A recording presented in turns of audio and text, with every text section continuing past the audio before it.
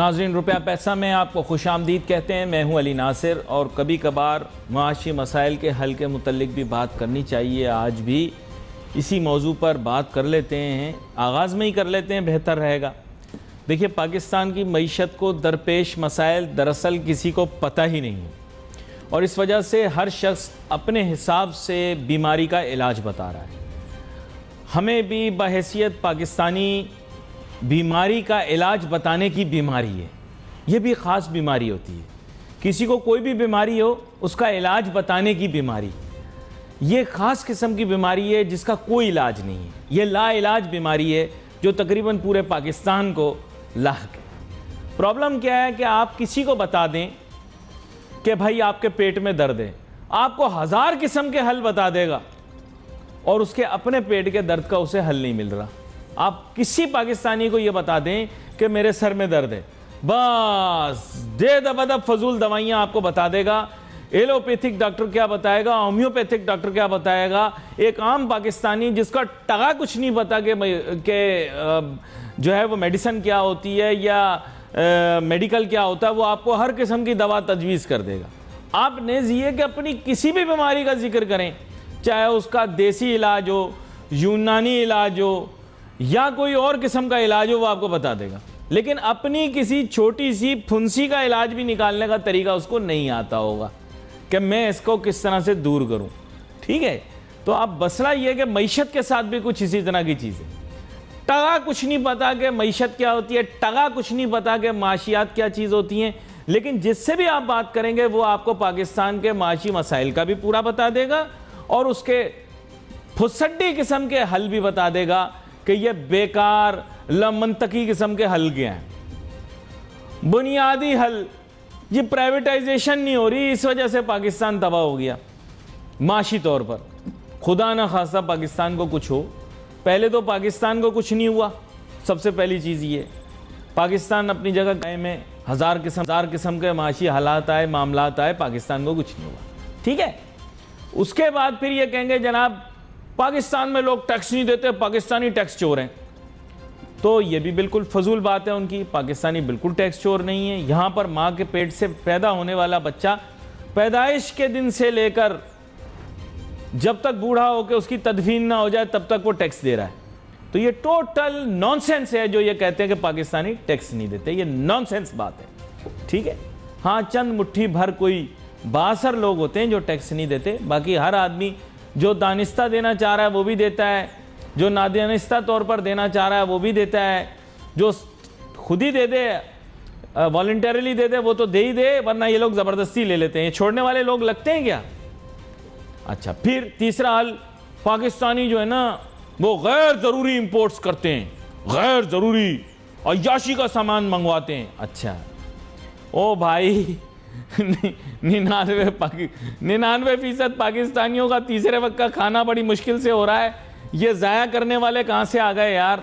پتہ نہیں یہ کون لوگ ہیں, یہ کس طرح کے معاشرے میں پلنے والے لوگ ہیں جو اس طرح کی فضول باتیں کرتے ہیں. یقین کریں کتنے ہی بچے, اور یہ میں آپ کو بتا رہا ہوں پرسنٹیج آف پاپولیشن میں لیں گے تو آپ حیران ہو جائیں گے, رات کو بھوکے سوتے ہیں. گھروں میں کتنے لوگ پیٹ بھر کھانا نہیں کھا پاتے, 3 وقت کا پوری روٹی نہیں کھا پاتے. میں آپ کو بتا رہا ہوں ناظرین, یہ فضول کی باتیں کرنے والے لوگ ہمیں بیوقوف بنا رہے ہیں. یہ سب مل کر ہمیں, آپ سمجھ جائیں بس. اچھا, اس کے بعد یہ بولتے ہیں کہ جناب پاکستان کے بیرونی قرضہ جات بہت زیادہ ہیں, ان کو اتارنے کے لیے ہمیں ٹیکس چاہیے. ارے صاحب بیرونی ٹیکس, آپ بیرونی قرضہ جات ہیں سارے ڈالر میں, روپے کو بے قدر کر کے آپ جناب کدھر سے آپ واپس کرو گے؟ تو یہ فضول باتیں ہیں, دیکھو سنتے جاؤ شرماتے جاؤ. یہ ٹوٹل نان سینس باتیں ہیں. یہ برگر پپو انکل جو وہاں پہ بیٹھے ہوئے ہیں نا شہر اقتدار میں, وہ اس طرح کی فضول باتیں کر کر کے عوام کو بیوقوف بنا رہے ہیں. یقین کرو ہماری معیشت کا یہ پرابلم ہے ہی نہیں. ہماری معیشت کے جو مسائل ہیں, سب سے پہلا مسئلہ آپ کے سامنے میں بتاتا ہوں, وہ ہے بے روزگاری. دوسرا, یہ بین الاقوامی سطح پر کنفرم کر لو, بے روزگاری اور مہنگائی. ان دونوں چیزوں کو سامنے ٹیبل پہ رکھ کر کام شروع کرو. دیکھو جب معیشت دان بیٹھے نا ٹیبل پہ, انہوں نے کہا صاحب ہم اس ویسٹ میں بھی بھائی معاشی طور پر بہت سارے مسائل رہے ہیں ویسٹ میں جو اب ترقی یافتہ ہو گئے. انہوں نے کہا صاحب اگر ہم ایک بیمار شخص کا علاج شروع کریں تو ہم کہاں سے شروع کریں گے؟ اس کو بہت ساری بیماریاں ہیں، کہاں سے شروع کریں گے؟ اسی طرح معیشت اگر خراب ہے تو ہم کہاں سے شروع کریں گے؟ تو معیشت دانوں نے دنیا کے بتایا کہ صاحب آپ شروع کریں بے روزگاری اور مہنگائی سے. آپ کا شروع کرنے کا نقطہ یہ ہونا چاہیے. یہاں سے جب آپ نے شروع کرنا یا آغاز کیا تو آپ کو کافی حد تک کامیابی ملے گی. اگر آپ نے بے روزگاری کا مسئلہ حل کرنا ہے تو آپ کو ملازمتیں یا ملازمتوں کے مواقع دینے پڑیں گے. وہ کہاں سے آئیں گے؟ وہ تجارت و صنعت کے شعبے میں پیدا ہوں گے. جب ہم تجارت و صنعت کو فروغ دیں گے تو بے روزگاری کا مسئلہ خود بخود حل ہوگا. ملازمتیں سمجھ میں آئی؟ یہ کرائیٹیریا ہے. تجارت و صنعت کو فروغ دو، یہاں سے نوکریاں آئیں گی، یہاں سے ملازمتوں کے مواقع آئیں گے، بے روزگاری کم ہو جائے گی. ختم کہیں پر بھی نہیں ہو سکتی بھائی، ختم کہیں پر بھی نہیں ہو سکتی، کم ہو جائے گی. اچھا، پھر اس کے بعد ہوئی مہنگائی. مہنگائی کو کم کرنا ہے تو سب سے پہلے یہ یاد رکھو کہ جب ایک چیز کی ترسیل اور تعداد اگر آپ کو وافر مقدار میں موجود ہو تو خود بخود اس کی قیمت نیچے آ جائے گی. یہ معاشیات کا پرنسپل ہے. سپلائی یا موجودگی کسی چیز کی ہوگی تو اس کی قیمت وقت کے ساتھ ساتھ کم ہو جائے گی. یہ اصول ہیں، ضوابط ہیں، کبھی تفصیل سے آپ لوگوں کو پڑھائیں گے. یہ کوئی کلاس روم تو ہے نہیں. جب آپ کے پاس وافر تعداد میں کوئی چیز موجود ہوگی تو اس کی قدر میں آٹومیٹک کمی آئے گی. آپ کے ملک میں آٹے کی قلت ہوگی تو آٹے کی قیمت بڑھے گی. اگر آٹا وافر مقدار میں موجود ہوگا تو پھر وہ سستا بکے گا. سمجھ رہے ہیں بات کو؟ ٹیکنیکل بات ہے یہ. اچھا، اگر میں آٹے کو مہنگا بیچنا چاہتا ہوں تو پھر میں کیا کروں گا؟ ملک میں آٹے کی قلت پیدا کروں گا. اب سمجھ میں آئی آپ کو؟ ہاں. اب دیکھو جیسے چینی ہے، اگر چینی وافر مقدار میں موجود ہے، کافی زیادہ تعداد میں موجود ہے تو اس کی قیمت کم ہو جائے گی. لیکن اگر میں مصنوعی طور پر ایک قلت پیدا کر دوں تو چینی کی قیمت بڑھ جائے گی. اب سمجھ میں آئی انکل یا نہیں سمجھ میں آئی؟ چیز یہ 1+1=2 ہے، لیکن پاکستانیوں کو پھر بھی سمجھ میں نہیں آتی. کیوں نہیں سمجھ میں آتی؟ آج تک یہ بات مجھے سمجھ نہیں آئی کہ آپ لوگوں کو یہ چیزیں سمجھ میں نہیں آتی، لیکن سیاسی ہر بات آپ کو سمجھ میں آ جاتی ہے. کل کیا ہونے والا یہ ہر بندہ نجم سیٹھی بن کے بتا دیتا ہے، کل یہ ہوگا. لیکن سیدھے طریقے سے آسان چیز آپ نہیں بتا سکتے کہ بھائی یہ کیا ہے. تو مجھے بریک کا کہا جا رہا ہے. بریک کے بعد جب واپس آؤں گا تو ملک کے معروف معیشت دان جناب ڈاکٹر فروخ سلیم صاحب آتے ہوں گے. ان سے میں جاننے کی کوشش کروں گا کہ یہ بنیادی چیزیں جو میں نے معاشیات کی کتابوں میں پڑھی تھیں، جو اب تو میں نے جلا دیں یا ردی میں بیچ دیں، لیکن جو میں نے پڑھی تھیں ان میں کوئی مواد بھی تھا یا میں ایسے ہی اپنا وقت ضائع کرتا رہا. اور بین الاقوامی سطح پر نوبل اکنامکس پرائز جیتنے والے لوگ کیا اپنی زندگیاں ضائع کرتے رہے جب انہوں نے معیشت اور معاشی فارمولوں کے اوپر اتنی تحقیق کی؟ یہاں پر ایک چھوٹی سی بریک لیتے ہیں، واپس آتے ہیں، گفتگو جاری رکھیں.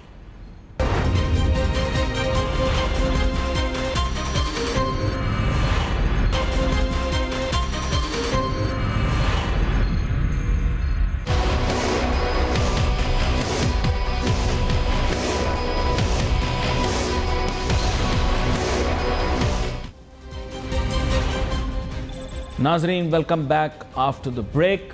آج ڈاکٹر فروخ سلیم صاحب ہمیں جوائن کریں گے، لیکن تھوڑا سا پروگرام منفرد نوعیت کا ہوگا کیونکہ اس میں چند بحث و مباحثے کے نکات ہیں جو میں لکھ کر لایا ہوں. میں چاہوں گا کہ ڈاکٹر فروخ سلیم صاحب کے ساتھ آج ان پر جرا ہو، کیونکہ سیاسی معاملات و حالات پہ تو بہت بات ہو گئی لیکن معیشت پہ ہمارے ملک میں بات نہیں ہوئی. ڈاکٹر فروخ سلیم صاحب، آغاز میں آپ سے ایک بنیادی سوال پوچھنا چاہتا ہوں کہ جو معیشت کا شعبہ ہے اس میں آپ کو پتہ ہوگا کہ نوبل اکنامکس پرائز بھی ملتے ہیں. اس کے علاوہ یہ دنیا کا ایک اکیلا شعبہ شاید تصور کیا جا سکتا ہے جہاں پر اکونومسٹ کا لفظ جو استعمال کیا جاتا ہے اس کے لیے کوئی بھی ریکوزٹ نالج، انفارمیشن، ڈگری کی ضرورت نہیں ہے. Requisite, you are just required to claim that you are economist. یہ ایک پرنسپل ہے انفارچونیٹلی اور فارچونیٹلی. اس کا پاکستان میں بھرپور ناجائز فائدہ اٹھایا گیا ہے, اور ایسے لوگ جن کو معیشت کے متعلق کچھ نہیں پتا وہ معیشت کے پاٹ بھی پڑھاتے ہیں. ڈاکٹر فاروق سلیم صاحب, میں آپ سے پوچھنا چاہتا ہوں کہ فشر کا دماغی توازن خراب تھا, کیا ایڈمز نفسیاتی طور پر جو تھا وہ درست سمت میں نہیں جا رہا تھا, ہیں کیا مطلب ایڈم اسمتھ اور کیا ملک کے اور دنیا کے معروف معیشت دان اپنا وقت ضائع کرتے رہے کہ انہوں نے اکنامکس اور فائنینس کی تھیوریاں انٹروڈیوس کی؟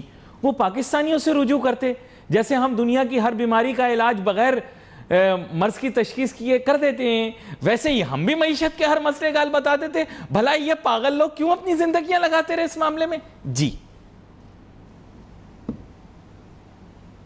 علی صاحب, نقطہ بھاری اٹھایا ہے آپ نے.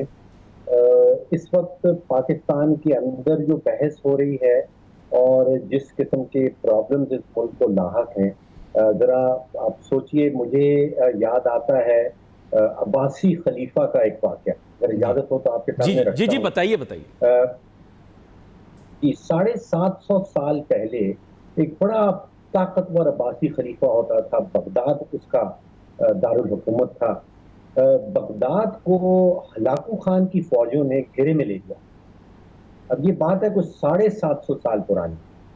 اب ہلاکو خان کی فوج جو ہے وہ بڑی مشہور تھی کہ وہ جس شہر کو گھیرے میں لیتی ہے اس کو آدھا تو جلا دیتی ہے اگر وہ کامیاب ہو جائے اس کے اندر داخل ہونے کے, اور آدھی آبادی جو ہے اس کو قتل کر دیا جاتا ہے. اب عباسی خلیفہ ہے, ہلاکو خان کی فوج جو ہے وہ بغداد کو گھیرے میں لیے ہوئے ہے, تو آپ سوچئے کہ عباسی خلافت کے اندر کیا بحث ہو رہی. ہلاکو خان باہر کھڑا ہے, اس نے آدھی آبادی کو قتل کر دینا ہے, آدھے شہر کو جلا دینا ہے, اور عباسی خلیفہ بغداد کے اندر خلافت کے اندر یہ بحث ہو رہی تھی کہ کوا حلال ہے یا حرام. آپ سوچئے کہ کس قسم کے پرابلم اس وقت. آپ کی آواز اور رابطہ ٹوٹ گیا جو ہی آپ نے اس کا ذکر کیا, جس کا ذکر کیا آپ نے. ویسے تو یہ شرعی معاملہ بن گیا بہت سنجیدہ, لیکن خیر میں تو ان معاملات میں پڑھتا نہیں. دوبارہ سے آپ سے رابطہ کرتے ہیں, جلد سے جلد رابطہ کریں جناب ڈاکٹر فاروق سلیم صاحب کے ساتھ اس موضوع پر بات کریں. بات کچھ ایسی ہے ناظرین کہ مسئلہ یہ ہے کہ پاکستان کے اندر اکانومی کے بارے میں کسی کا ٹگا کچھ نہیں پتا, لیکن وہ پاکستان کے معاشی معاملات کا حل بتانے کی کوشش کرتے ہیں. بیوروکریٹس کی صورتحال کچھ ایسی ہے, جیسے میں نے کل کے پروگرام میں بھی مینشن کیا, کہ ان کی نالج بیس ایک سمپل گریجویٹ جتنی ہے. اگر وہ تعلیم میں اس سے زیادہ بھی اعلیٰ کوئی ڈگری حاصل کر سکیں یا کر چکے ہوں تو میں کچھ نہیں کہہ سکتا, لیکن ان کی نالج بیس جو ہوتی ہے وہ ایک سمپل گریجویٹ سے زیادہ کی نہیں ہے. سیاستدانوں کی تو اتنی بھی نہیں ہے. تو بات کچھ ایسی ہے کہ ایسے لوگ ہمارے ملک کے معیشت کے فیصلے کرتے ہیں جن کو معیشت کے بارے میں کچھ پتہ نہیں. تو پھر حال تو یہی ہوگا, گنجے کے ناخن, اور وہ کیا حل کرے گا. خیر, ڈاکٹر فاروق سلیم صاحب کے ساتھ بات ہو رہی تھی, منقطع ہوا رابطہ, دوبارہ سے جوڑے لیتے ہیں. بڑا واقعہ, تاریخی بیان, 750 سال پرانا, ایک بڑا ہی سنگین مسئلہ. یقین کیجئے ڈاکٹر فاروق سلیم صاحب, آج بھی اس کیفیت کے اندر یہی ڈسکس ہو سکتا ہے کیونکہ لوگ وہی ہیں. آگے چلتے, جی بتائیے, مزید بتائیے کیا ہوا پھر. علی صاحب, مجھے پتہ نہیں کہ ہمارا وہ سلسلہ ڈسکنیکٹ کہاں پہ جا کے ہوا. نہیں, این اس جگہ پر ہوا جہاں آپ نے بتایا کہ ان کی کابینہ اور خلیفہ کی کابینہ میں کیا ڈسکس ہو رہا تھا. وہ موضوع آپ نے بیان کیا, موضوع تھوڑا شرعی نوعیت کا تھا, اس وجہ سے میں ان چیزوں سے دور رہتا ہوں تاہم آپ اس پر زیادہ روشنی ڈال سکیں گے. جی اچھا, آپ سوچئے کہ ہلاکو خان کی فوج بغداد کے باہر کھڑی ہے اور ان کی تاریخ ہے کہ وہ جس شہر کے اندر جاتی ہے آدھی آبادی کو قتل کر دیتی ہے, آدھے شہر کو آگ لگا دیتی. تو یہاں پہ عباسی خلیفہ اور ان کی اپوزیشن یہ سارے آپس میں بحث کر رہے ہیں کہ کوا حلال ہے یا حرام. تو یہاں پہ پاکستان کو پرابلم دیکھیں کس نوعیت کے ہیں. پاکستان کے اندر دو سب سے بڑے ایشوز ہیں, مہنگائی اور بے روزگاری. اور پاکستان کے باہر جو اس وقت سب سے بڑا ایشو بنا ہے وہ ہے کہ کیا پاکستان ڈیفالٹ کی طرف جا رہا ہے. اس وقت پاکستان کے بانڈز جو ہیں وہ عالمی منڈیوں میں کوئی 27% تک ییلڈ کر رہے ہیں. 27% اس پہ ییلڈ آ رہی ہے، جس کا عام آدمی کی زبان میں مطلب یہ ہے کہ وہ سارے عالمی سرمایہ کار یہ سوچ رہے ہیں کہ پاکستان ڈیفالٹ کی طرف جا رہا ہے. اور یہاں پہ ہم بحث کیا کر رہے ہیں کہ عمران خان صاحب کتنے لوگوں کو اسلام آباد میں لے کے آئے، انہوں نے کتنے درختوں کو آگ لگائی. دوسری طرف حکومت جو ہے وہ کیا کر رہی ہے، کیا اس نے فوج بلائی یا نہیں بلائی. بھائی معاملہ یہاں پہ مہنگائی اور بے روزگاری کا ہے اور معاملہ ڈیفالٹ کا ہے.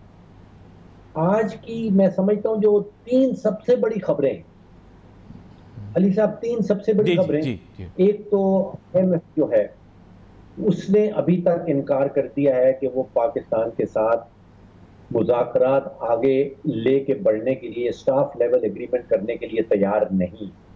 یہ بہت بڑی خبر.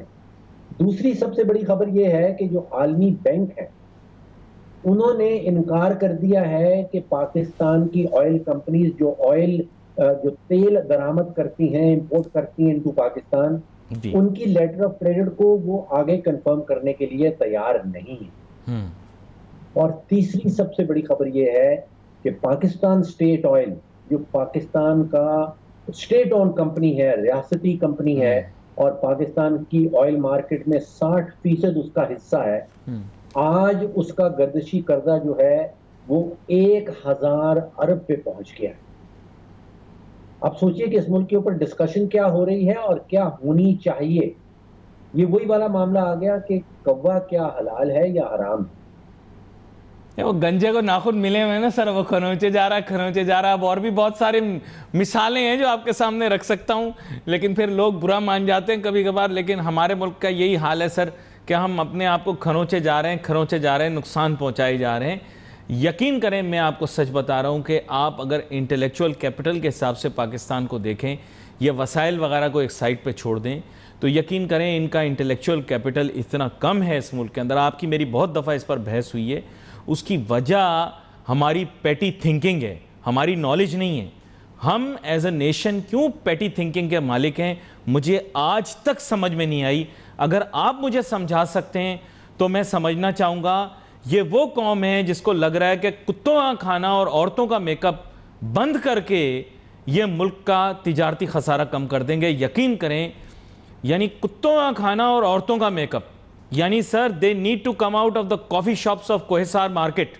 آپ ان کو سمجھائیں تھوڑا سا ہمارے بیوروکریٹس کو. جی علی صاحب واقعی میں وزن ہے. ابھی جو آپ امپورٹ اور ایکسپورٹ کے متعلق بات کر رہے تھے، دیکھیے ہمارے ہاں پچھلے 50 سال سے جب بھی وہ کرنٹ اکاؤنٹ کا خسارہ بڑھنے لگتا ہے تو ہم بھاگتے ہیں کہ جی لگژری امپورٹ ہو رہی ہیں اور ان کو ہم بند کر دیں گے اور یہ ہمارے پرابلم کا حل ہوگا. اور 50 سال میں یہی حل ڈھونڈا ہے اور کبھی بھی حل نہیں نکلتا.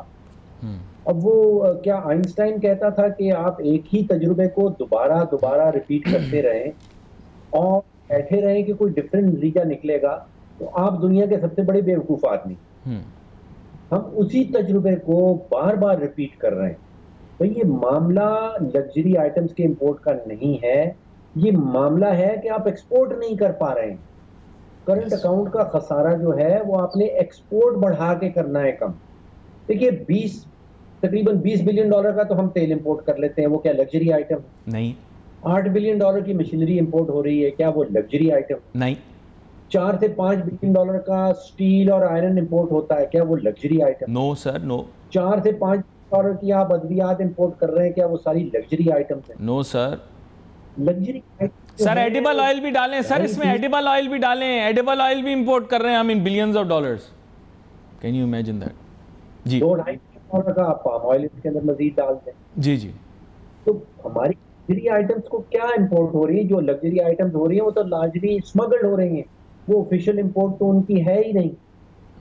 اچھا اب ایک چیز اور دیکھیے، میں ایک علی صاحب بڑی انٹرسٹنگ اسٹڈی پڑھ رہا تھا IMF نے کی ہے، اور وہ یہ کہتے ہیں کہ یہ جو سیریس پولیٹیکل ایپیسوڈز ہوتے ہیں ان کو ہم کیا کہیں گے کہ سنگین سیاسی واقعات، جو آج ایک ہوا، کل سے چل رہا ہے، یہ جو لانگ مارچ کا ذکر ہم کر رہے ہیں، یہ سنگین سیاسی واقعات کا معیشت کے اوپر کیا اثر ہوتا ہے، یہ بڑی خوبصورت سٹڈی ہے. انہوں نے کوئی 4 درجن ممالک میں اس کو سٹڈی کیا ہے، اور وہ یہ کہتے ہیں کہ یہ جس قسم کی سنگین سیاسی واقعہ جو اسلام آباد میں ہوا، جو لانگ مارچ جس کو نام دیا گیا، اور لانگ مارچ تو کم تھی، وہ تو کوئی 170 کلومیٹر کی مارچ تھی. لانگ مارچ تو آپ کو یاد ہوگا جو ہم نے تاریخ میں پڑھا ہے، وہ موضع دنگ اور چون لائی چین میں ہوئی تھی، چین میں ہوئی تھی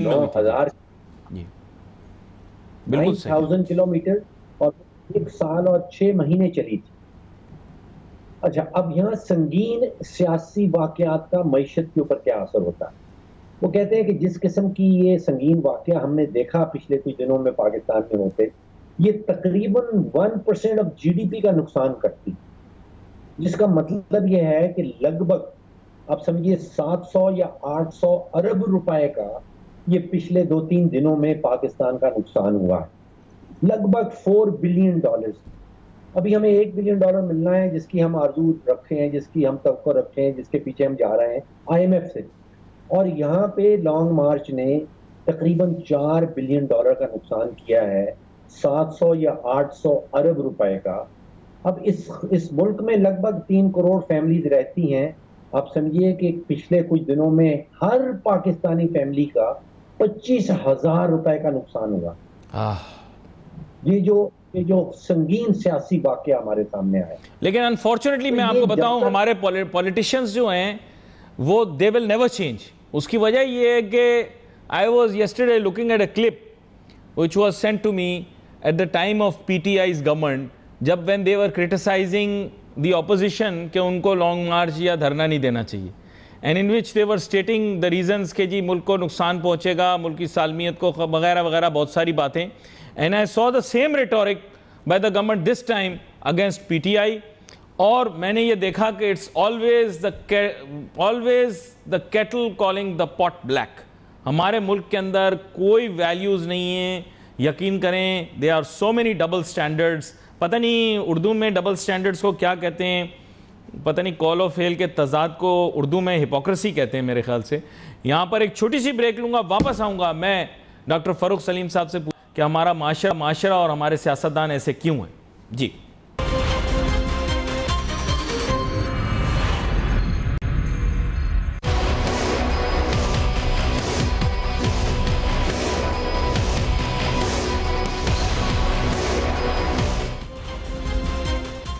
تو ڈاکٹر فاروق سلیم صاحب، کچھ اس طرح سے ہوا کہ ایک لڑکی کی شادی کر دی گئی ایک آدمی کے ساتھ، وہ بڑا ظالم تھا.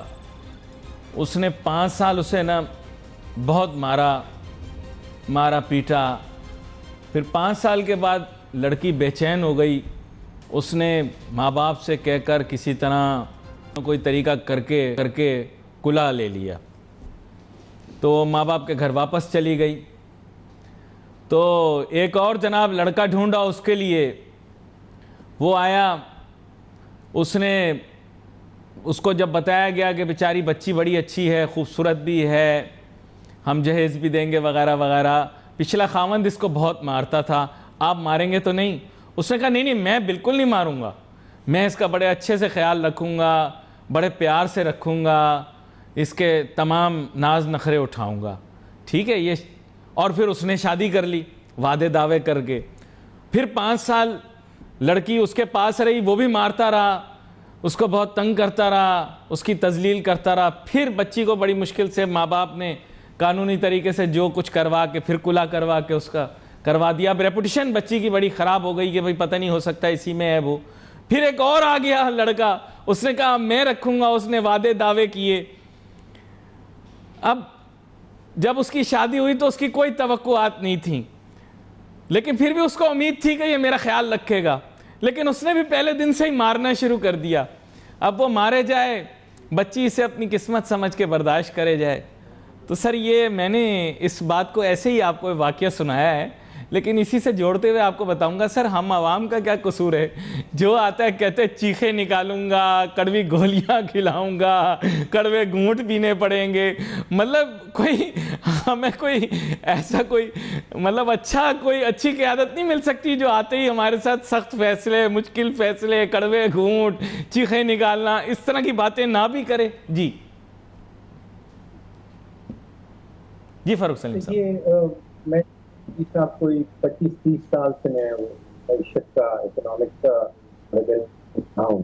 جی ایک کتاب آئی تھی کچھ سال پہلے اور اس کا ٹائٹل تھا وائی نیشنز فیل، اس کا آپ ذکر کر رہے ہیں کہ ریاستیں، حکومتیں فیل کیوں ہو جاتی ہیں. وہ کتاب پڑھنے کے بعد یقین جانیے کہ میں نے یہ سوچا کہ جو میں نے اس سے پہلے 20-25 سال گزارے اکنامکس پڑھتے ہوئے وہ سارے ضائع کر دیے. اتنا کچھ تھا اس کتاب میں اور وہ بڑا سمپلیفائڈ، وہ آپ کو بتاتی ہے کہ حکومتیں، ریاستیں، گورنمنٹس کیوں فیل ہو جاتی ہیں. کہ 3 بڑی وجہ. وہ آپ کو کہتے ہیں کہ اگر آپ نے یہ دیکھنا ہے کہ کسی ملک کا مستقبل کیسا ہے، اس کا فیوچر کیسا ہے، تو آپ نے صرف اور صرف 3 چیزیں دیکھنی ہیں اس ملک کی قیادت کے اندر، اور آپ پھر پریڈکٹ کر سکتے ہیں کہ اس ملک کا فیوچر کیا ہونے والا. وہ کہتے ہیں آپ نے صرف 3 چیزیں دیکھنی ہیں کہ اس وقت جو قیادت ہے، سیاسی قیادت ہے، کیا وہ سیلفش ہے، کیا خود غرضی کا کیا عالم ہے، نمبر 1. دوسرا آپ نے دیکھنا ہے کہ ان میں گریڈ، لالچ، پیسے کی لالچ، طاقت کی لالچ کتنی ہے. اور تیسرا آپ نے دیکھنا ہے نالج آف ہسٹری، کہ ان کے پاس تاریخ کا کتنا علم ہے. آپ نے اپنی قیادت کو یہ 3 کیریکٹرسٹکس دیکھنی ہے، آپ کو پتہ چل جائے گا کہ آپ کے ملک کا فیوچر کیا ہے. اور انہوں نے کمپیئر کیا نارتھ کوریا کو اور ساؤتھ کوریا کو. کہتے ہیں ایک ہی لوگ ہیں، ان کا مذہب بھی ایک ہی ہے، یہ زبان بھی ایک ہی بولتے ہیں، یہ ایک ہی قسم کے گانے بھی سنتے ہیں، ایک ہی قسم کی فلمیں بھی دیکھتے ہیں. لیکن نارتھ کوریا کا ہو گیا ہے بیڑا غرق، اور ساؤتھ کوریا دیکھیں کہاں سے کہاں پہنچ گیا. وہ کہتے ہیں اپنے لیڈرز نے یہ 3 چیزیں دیکھنی ہیں.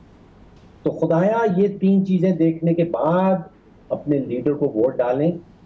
اس کا نالج آف ہسٹری کیا ہے، تاریخ کا علم کیا ہے، لالچ ہے نہیں ہے، اور اس نے جغرافیہ پڑھا ہوا ہے کہ نہیں پڑھا ہوا، یہ بھی ضروری ہے. Knowledge of history, selfishness. اچھا نہیں، میں آپ سے اس کتاب میں ہے. میں نے آپ سے ایک جرا کرنی ہے، ایک میں آپ سے بحث کرنی ہے، آج میں سوچ کے آیا ہوں. سر آپ ہمیشہ کہتے ہیں لوگ ہیں، لوگ ہمارے ملک میں ہیں لوگ. سر میں آپ کو گارنٹی یہ بات بتا رہا ہوں، میرا تعلق علم و تدریس سے ہے، اور پہلے میں پڑھتا تھا، اسٹیگلٹس کی کتابیں بھی پڑھتا تھا، جوزف اسٹیگلٹس کی، اور بھی پڑھتا تھا. پھر میں نے دیکھا اس ملک کے اندر پڑھتا ورتا کوئی کچھ بھی نہیں ہے. یہاں پہ صرف بابو جیسی باتیں کرنی ہیں، انگریزی میں بات کرنی ہے، لوگوں کو امپریس کرنا ہے، دولت کا سکہ چلتا ہے. میں آپ کو سچ بتا رہا ہوں، میں نے امریکہ میں تقریباً جتنے لوگوں سے انٹریکٹ کیا، پتہ نہیں آپ مجھ سے اتفاق کریں نہیں کریں، وہ کوئی نہ کوئی کتاب ہر وقت پہ پڑھ رہے ہوتے ہیں. یعنی at any time they are reading a book, چاہے وہ فکشن ہو چاہے وہ نان فکشن، یا پھر لکھ رہے ہوں گے. اگر کوئی بہت زیادہ انٹلیکچوئل لوگ ہوں گے تو they may even be writing a book. میں آپ کو یہ انفارچونیٹ بات بتا رہا ہوں سر، ہمارے ملک میں کتاب پڑھنے کا ٹرینڈ ہی نہیں ہے. پہلے بیوروکریٹس تھوڑا بہت اخبار پڑھ لیتے تھے، اب وہ بھی اخبار نہیں پڑھتے، وہ بھی واٹس ایپ پہ چلتے ہیں. سر آپ مجھے بتائیں، آپ مجھے بتا رہے ہیں یہ ساری باتیں، میں تو نہیں سمجھتا کہ ایسے ملک کا مستقبل کچھ ہو سکتا ہے جو کوئی کتاب بھی نہ پڑھتی ہو، جو بغیر پڑھے لکھے بات کرتی ہو، جو بغیر ویریفائی کیے خبر کو آگے کرتی ہو. سر کیسے میں شور نہیں ہوں. آپ